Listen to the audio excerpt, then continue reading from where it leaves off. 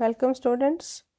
Now we start again with chapter number 7, internal reconstruction. We do the next illustration and this is illustration number 5. So see the statement.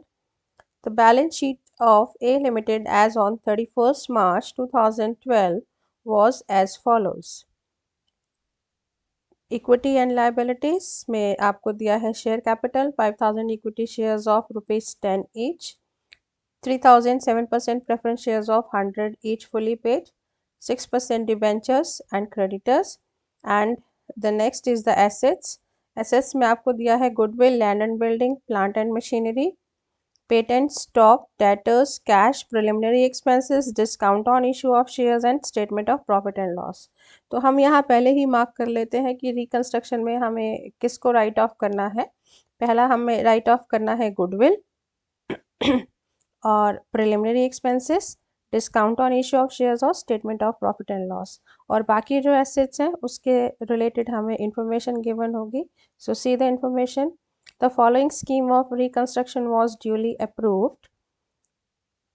First, the equity shares are to be reduced to equal number of fully paid shares of ₹50 each. कि equity shares हमें fully paid up बनाने हैं ₹50 के. Equity shares हमारे 100 के हैं, लेकिन अब हमने इसको 50 का बनाना है. तो 100 का शेयर अगर 50 का बनेगा तो ₹50 बैलेंस कहाँ जाएगा? रिकंस्ट्रक्शन में. Next is preference shares. Preference share से रिलेटेड इंफॉर्मेशन है. Preference shares are to be reduced by 30% and the rate of dividend is increase to 9%. और प्रेफरेंस शेयर्स को हमने 30% से रिड्यूस करना है और इंटरेस्ट रेट हमारा 7% है पहले, लेकिन अब वो इंक्रीज करके कितना करना है? 9% से.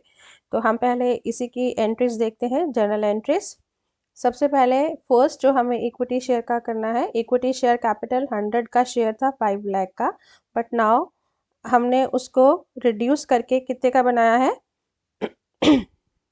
Equity share capital account debit 100 by ₹5 lakh to equity share capital account, ये हमने नया बनाया है ₹50 का, तो हाफ हो गया 2,50,000.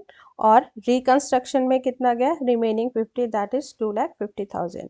ऐसे ही प्रेफरेंस शेयर्स को हमने 30% से रिड्यूस करना था, तो 100 का शेयर अगर 30% से रिड्यूस होगा तो कितने का बनेगा? ₹70 का, और ₹30 will go to reconstruction. Preference share capital account debit ₹100 से 3 लाख. फिर नया जो बन गया, क्योंकि हमारा रेट जो था डिविडेंड का वो भी चेंज हो गया, पहले 7% था, now it is 9%. To 9% preference share capital account ₹70 के अकॉर्डिंग हो जाएगा 2,10,000 का. टू रिकंस्ट्रक्शन ₹30 के अकॉर्डिंग, दैट इज 90,000. तो ये हमारे पास आई दोनों एंट्रीज हमने की, ये फर्स्ट टू इंफॉर्मेशन से. अब हम नेक्स्ट इंफॉर्मेशन पढ़ते हैं. The value of land and building to be increased by 10%. Land and building की वैल्यू 10% से इंक्रीज करनी है, तो 2,40,000 है. अब इसकी एंट्री देखिए, जो इंक्रीज हुई है value, that will also go to reconstruction. Land and building account debit to reconstruction, तो ये हमने 10% से इंक्रीज की है, ये हो जाएगा 24,000. लैंड एंड बिल्डिंग कितने की है? 2,40,000 की, इसका 10% हुआ 24,000. Okay. The debentures are to be reduced by 20%. और डिबेंचर्स जो हैं 20% से रिड्यूस करने हैं. डिबेंचर्स हमारे हैं 2 लाख के, 2 लाख का 20% हो जाएगा 40,000. तो डिबेंचर्स जो रिड्यूस करेंगे वो भी रिकंस्ट्रक्शन में जाएंगे. 6% debentures account debit to reconstruction 40,000. अब हमें रिकंस्ट्रक्शन अकाउंट को यूटिलाइज करना है. पहले हम देखते हैं हमारे पास रिकंस्ट्रक्शन में टोटल अमाउंट कितना कलेक्ट हुआ है. 2,50,000 plus 90,000 plus 40,000 and plus 24,000. The total is 4,04,000. So reconstruction account debit, हमने रिकंस्ट्रक्शन अकाउंट पहले क्रिएट किया, now we will use it 4,04,000. अब हमें इसको कैसे यूज करना है? जो हमें एसेट साइड में दी हैं, हमें उन फिक्टिशियस एसेट्स को राइट ऑफ करना है, और बाकी जो हमारे पास इंफॉर्मेशन गिवन है उसके अकॉर्डिंग क्वेश्चन करना है. तो सबसे पहले देखिए, all fictitious assets and goodwill are to be eliminated and balance used to write off the patents। कि जितने भी fictitious assets हैं उनको eliminate करना है, goodwill भी साथ में, और अगर अमाउंट बचता है रिकंस्ट्रक्शन का तो वो बैलेंस अमाउंट हम किसको राइट ऑफ करने के लिए यूटिलाइज करेंगे, पेटेंट्स को। तो हमारे पास fictitious assets क्या है, गुडविल को भी करना है, preliminary expenses, discount on issue of shares and statement of profit and loss. तो रिकंस्ट्रक्शन अकाउंट डेबिट हमारे पास रिकंस्ट्रक्शन में 4,04,000 था। सबसे पहले हमने किसको राइट ऑफ किया, preliminary expenses 25,000, discount on issue of shares 15,000, to statement of profit and loss 2 lakh, to goodwill 50,000, और ये जो बैलेंस बचेगा मीन्स जो बैलेंसिंग फिगर आएगा रिकंस्ट्रक्शन में, ये सारा राइट ऑफ करने के बाद बैलेंसिंग फिगर हमारे पास बचता है 1,14,000, और इससे हमने बैलेंसिंग फिगर से क्या किया है, पेटेंट्स को राइट ऑफ किया है। ठीक है, अब नेक्स्ट देखते हैं। Further equity shares are to be issued for 50,000 rupees 50,000 for cash. कि इक्विटी शेयर्स इशू किए हैं 50,000 के कैश की प्रॉब्लम को सॉल्व करने के लिए। तो ये भी इजी है, बस आपने शेयर्स इशू करने की 2 एंट्रीज करनी है, जर्नल एंट्रीज करनी है साथ में, and prepare the balance sheet after the reconstruction, और रिकंस्ट्रक्शन के बाद की भी बैलेंस शीट आपको बनानी है। तो पहले हम ये 2 एंट्रीज कर लेते हैं शेयर्स को इशू करने की। Bank account debit 50,000, to equity share application and allotment 50,000, equity share application and allotment account debit to equity share capital 50,000। तो ये हमारे पास हो गई जर्नल एंट्रीज। अब हम बनाते हैं इसकी बैलेंस शीट। बैलेंस शीट में देखिए सबसे पहले वही है, balance sheet of a limited as on 31 March 2012।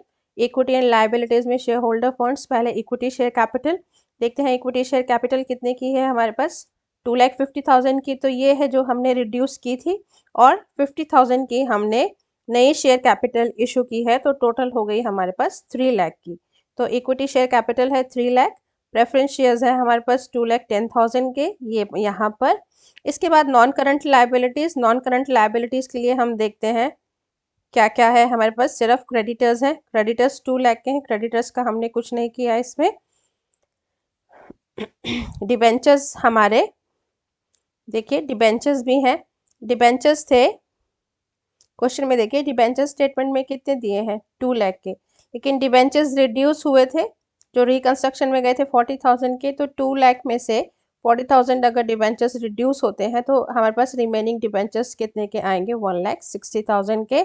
Current liabilities 2 lakh means creditors हमारे पास एज इट इज़ है। अब नॉन करंट एसेट मतलब फिक्स एसेट में हमारे पास क्या क्या है, land and building, plant and machinery and patents. लेकिन अभी हम इनकी वैल्यू देखते हैं। लैंड एंड बिल्डिंग कितने की थी हमारे पास, 2,40,000 की, लेकिन इसकी वैल्यू इंक्रीज हुई थी 10% से। 2,40,000 का 10% 24,000, तो अगर इसकी वैल्यू इंक्रीज हुई है तो कितने का होगा, 2,64,000 का। और plant and machinery, plant and machinery के बारे में कोई इन्फॉर्मेशन नहीं है, ये 1,50,000 की है, तो ये 1,50,000 की ही रहेगी, plant and machinery 1,50,000। But next is patents. Patents देखिए कितने थे हमारे पास, पेटेंट्स थे 1,40,000 के, लेकिन हमने बैलेंस से उसको राइट ऑफ किया है। जो हमारा रिकंस्ट्रक्शन का बैलेंस था 1,14,000 के हमने रिड्यूस कर दिए, तो हमारे पास पेटेंट्स कितने रिमेनिंग बचते हैं, 26,000।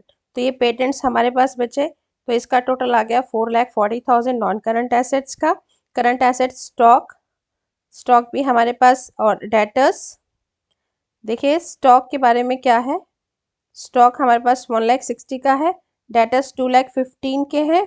तो डेटर्स का हमने कुछ नहीं किया है, कोई उनका प्रोविजन नहीं बनाया, तो ये भी एज इट इज़ है। बट कैश का देखिए, कैश हमारे पास कितना है 5,000 का, लेकिन हमने यहाँ पर ये नए शेयर्स इशू किए हैं कैश के लिए, तो बैंक में हमारे पास अमाउंट आया था 50,000 का, तो टोटल कैश हमारा अब कितना हो गया 5,000 जो हमारे पास ऑलरेडी था, 50,000 ये हमने नए शेयर्स इशू करके रिसीव किया है, तो टोटल कैश इज 55,000।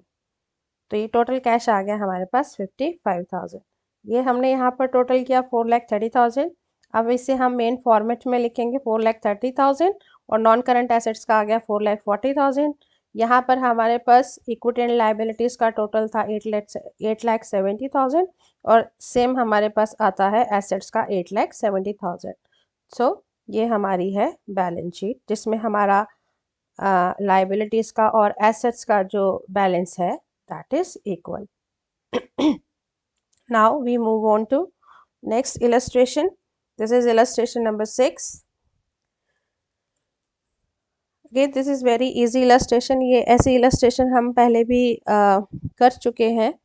आपने अगर किया होगा क्वेश्चन, पिछले लेक्चर में मैंने आपको करवाया था। ये illustration 6 जो है, this is exactly same as the illustration number 2. So the paid up capital of A Limited amounted to rupees 2,50,000, consist of 25,000 equity shares of 10 each. Due to the losses incurred by the company continuously, the directors of the company prepared the scheme of reconstruction, which was duly approved by the court. The terms of the reconstruction were as follows. एक company की paid up capital है 2,50,000 के, जिसमें 25,000 equity shares हैं, 10 का एक है, और कंपनी रिकंस्ट्रक्शन करती है। रिकंस्ट्रक्शन की स्कीम क्या है, उसकी टर्म्स क्या है? First is in lieu of their present holding the share holders are to receive, कि जो शेयर होल्डर्स की प्रेजेंट होल्डिंग है उसमें वो कैसे रिसीव करेंगे? First, fully paid equity shares of 2/5 of their holdings, जितनी उनकी होल्डिंग है उसका 2/5 जो है वो इक्विटी शेयर्स होंगे। तो अभी उनकी प्रेजेंट होल्डिंग कितनी है? 2,50,000 की, इसका 2/5 क्या होगा? उनके इक्विटी शेयर्स होंगे। And 5% preference share fully paid up to the extent 20% of the above new equity share, और प्रेफरेंस शेयर्स देंगे उन्हें कितना? ये जो यहाँ पर 25 मीन्स जो न्यू इक्विटी शेयर्स आएंगे उसका 20% एंड 6% डिबेंचर्स ऑफ ₹10 ईच। तो देखिए इसकी पहले हम एंट्री देखते हैं। पहले शेयर कैपिटल देखिए कितनी है जो कि शेयर होल्डर्स को उनकी होल्डिंग में देनी है। Equity share capital account debit to equity share holders account 2,50,000, और इसको कैसे कंपनी दे रही है? Equity share holders account debit 2,50,000 का उनका होल्डिंग था, तो कैसे कंपनी ने किया? न्यू इक्विटी शेयर 2/5, तो इसका 2,50,000 का 2/5 कितना होगा? 1 लाख, तो नए इक्विटी शेयर्स होंगे।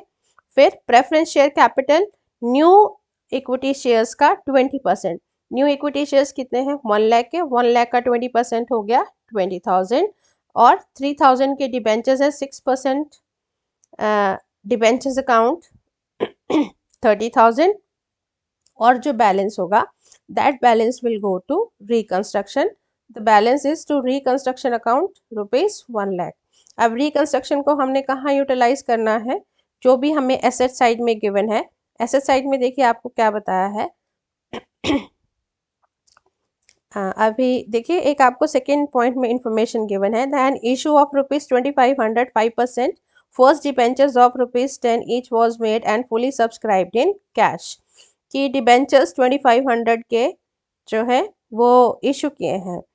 तो ये एक सिर्फ आपको डिबेंचर्स को इशू करने की एंट्री करनी है, जो हम डिबेंचर्स को या शेयर्स को इशू करने की 2 एंट्रीज करते हैं। इसके इस पॉइंट में, सेकंड पॉइंट में सिर्फ वही 2 एंट्रीज होंगी। लेकिन अभी है पहले हम देखते हैं कि जो रिकंस्ट्रक्शन में हमारे पास ₹1 लाख आए हैं उसको हमने कैसे यूटिलाइज करना है, कैसे एसेट्स को रिड्यूस करना है। The assets were reduced as follows. Goodwill from ₹1,50,000 to 75,000। Goodwill हमें 1,50,000 से कहाँ पर लानी है? 75,000 पर। इसका मतलब कि हमें 75,000 से वो रिड्यूस करनी है। Machinery from 50,000 to 37,500। मशीनरी की वैल्यू जो कि अभी 50,000 है उसको रिड्यूस करके कितने पर लाना है? 37,500 पर। ऐसे ही leasehold premises from 75,000 to 62,500। तो रिकंस्ट्रक्शन को देखिए कैसे यूटिलाइज करेंगे।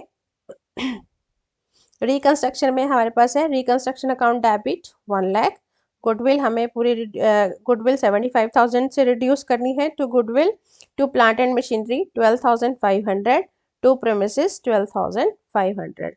तो रिकंस्ट्रक्शन में हमारे पास 1 लाख रुपीस थे जो कि हमने सारे ही इन एसेट्स को रिड्यूस करने के लिए यूटिलाइज कर लिए। अब हमारे पास कोई भी बैलेंस नहीं है, ठीक है।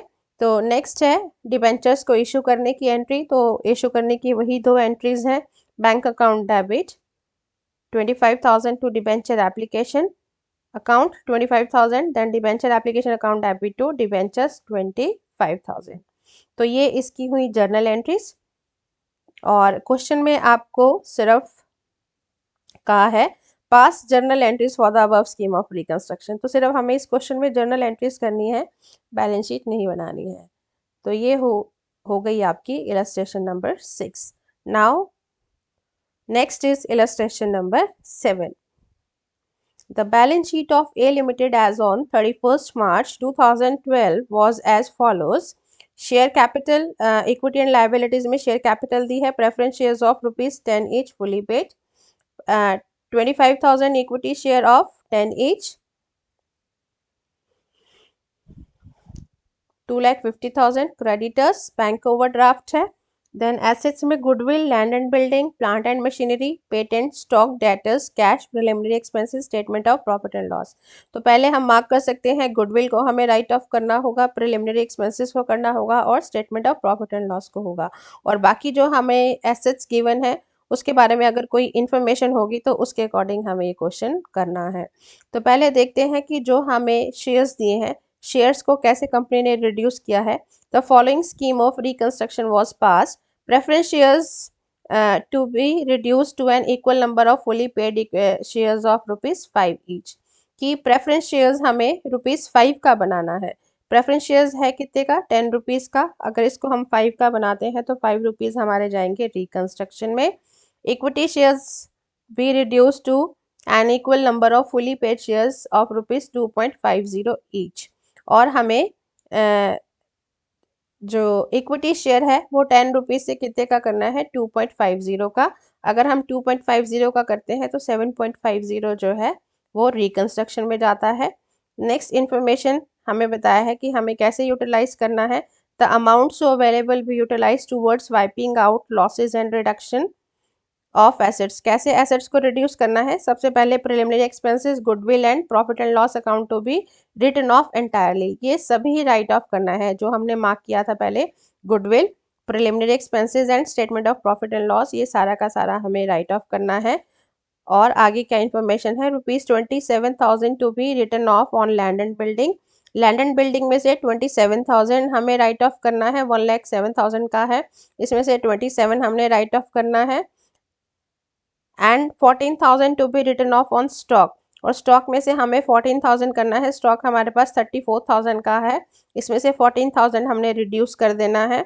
Then 6,000 for provision for doubtful debts. Debtors के ऊपर हमें प्रोविजन बनाना है 6,000 का।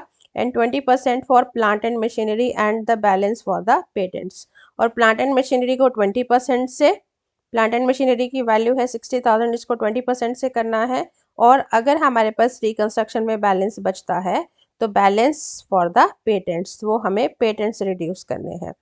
तो अब हम इसका सॉल्यूशन देखते हैं। सबसे पहले हम आते हैं प्रेफरेंस शेयर्स पर। प्रेफरेंस शेयर कैपिटल ये ओल्ड है 2,50,000 की। अब हमें न्यू बनानी है। टू प्रेफरेंस शेयर कैपिटल ₹5 ये न्यू बनी है 1,25,000। टू रिकंस्ट्रक्शन ये हमारा ₹5 के हिसाब से गया रिकंस्ट्रक्शन में, अगेन 1,25,000। इक्विटी शेयर हमारा ₹10 का था जो कि ओल्ड, हमें न्यू बनाना है 2.50 का। तो बैलेंस जो है 7.50 ये जाएगा हमारा रिकंस्ट्रक्शन में।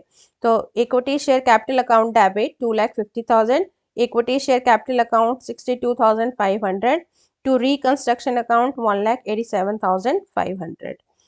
तो अब हमारे पास रिकंस्ट्रक्शन में कितना अमाउंट है? 1,25,000 एक, और दूसरा है 1,87,500। टोटल हमारे पास हुआ 3,12,500। तो रिकंस्ट्रक्शन अकाउंट डेबिट 3,12,500, इस ये हमने यूटिलाइज किया है किस किस को राइट ऑफ करने के लिए? Statement of profit and loss ये हमें सारा ही राइट ऑफ करना है 1,23,000 का। प्रिलिमिनरी एक्सपेंसेस 2,000, गुडविल है 20,000 की। लैंड एंड बिल्डिंग के बारे में भी इंफॉर्मेशन थी, लैंड एंड बिल्डिंग में हमें करना है 20,000 से, और स्टॉक का करना है 14,000, और 6000 डाउटफुल डेटर्स का हमें प्रोविज़न बनाना है, और प्लांट एंड मशीनरी 20% से।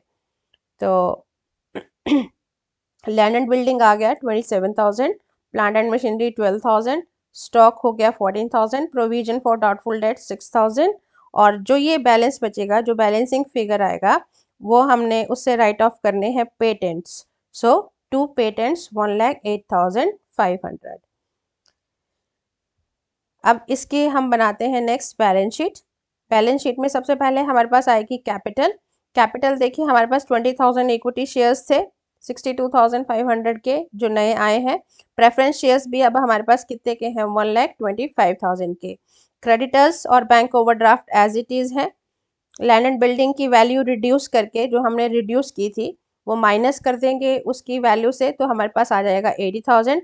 प्लांट एंड मशीनरी की भी हमने रिड्यूस की है 48,000 की, और पेटेंट्स भी हमने राइट ऑफ किए हैं, तो रिमेनिंग बैलेंस यहाँ पर हमारे पास आ गए पेटेंट्स।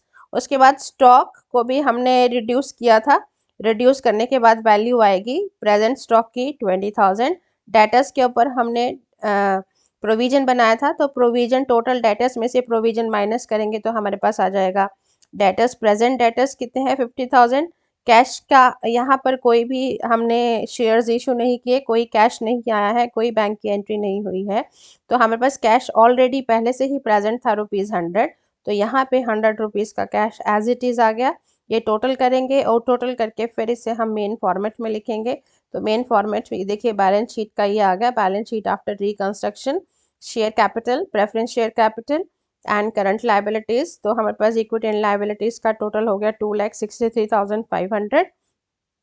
इधर एसेट्स का देखिए, नॉन करंट एसेट्स का 1,93,400, और करंट एसेट्स का आ जाएगा 70,100। तो ये टोटल हमारा जो है सेम है। ठीक है, तो ये हुई हमारी इलस्ट्रेशन नंबर 7, जिसमें हमने ये बैलेंस शीट भी बनानी थी। और बैलेंस शीट में देखिए नोट्स टू अकाउंट्स बनाने ज़रूरी हैं, कंपलसरी हैं, क्योंकि नए फॉर्मेट के अकॉर्डिंग जो कंपनी लॉ का रूल है उसमें आपको बैलेंस शीट के नोट्स टू अकाउंट्स बनाने ज़रूरी हैं। Now we move to illustration number 8, और ये जो आपकी इलस्ट्रेशन नंबर 8 है, ये भी आपकी इलस्ट्रेशन नंबर 4 जैसी एग्जैक्टली सेम है जो हमने पहले इलस्ट्रेशन नंबर 4 की थी। चलिए देखते हैं illustration number 8। The following is the balance sheet of A Limited on 31st March 2012. Equity and liabilities, share capital 20,000 equity shares of 100 each, debentures, outstanding debenture interest, creditors are given. Then asset side में goodwill, land and building, plant and machinery, furniture, stock, debtors, cash, preliminary expenses and statement of profit and loss. Information देखिए, the following scheme of reconstruction is executed. Equity shares are reduced by 95 per share. Equity shares को reduce करना है 95 से, means कि अगर 100 का equity share है उसे हम 95 से रिड्यूस करते हैं, तो 95 जो है वो रिकंस्ट्रक्शन में जाएंगे, और ₹5 के हमारे नए इक्विटी शेयर्स बनते हैं। तो इसकी हमारे पास एंट्री क्या होगी, इक्विटी शेयर कैपिटल जो हमारे पास अभी थी 20 लाख, लेकिन हमने नई ₹5 के हिसाब से बनाया, तो ये हो गया 1 लाख, और रिकंस्ट्रक्शन में जाएगा 19 लाख।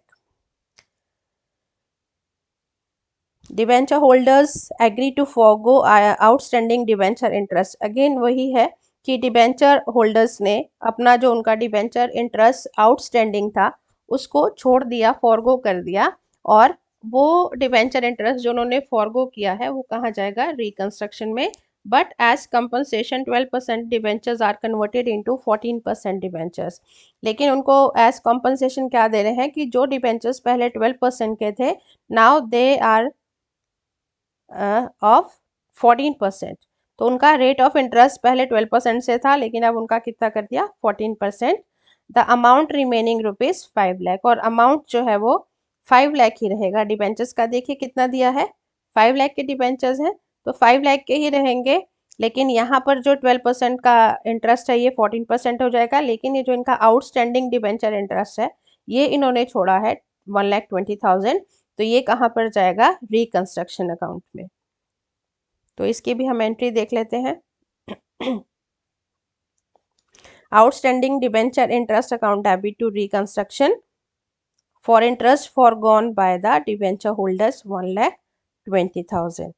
ठीक है, लेकिन इससे पहले देखिए आपको एक और इन्फॉर्मेशन थी इस फर्स्ट पॉइंट में।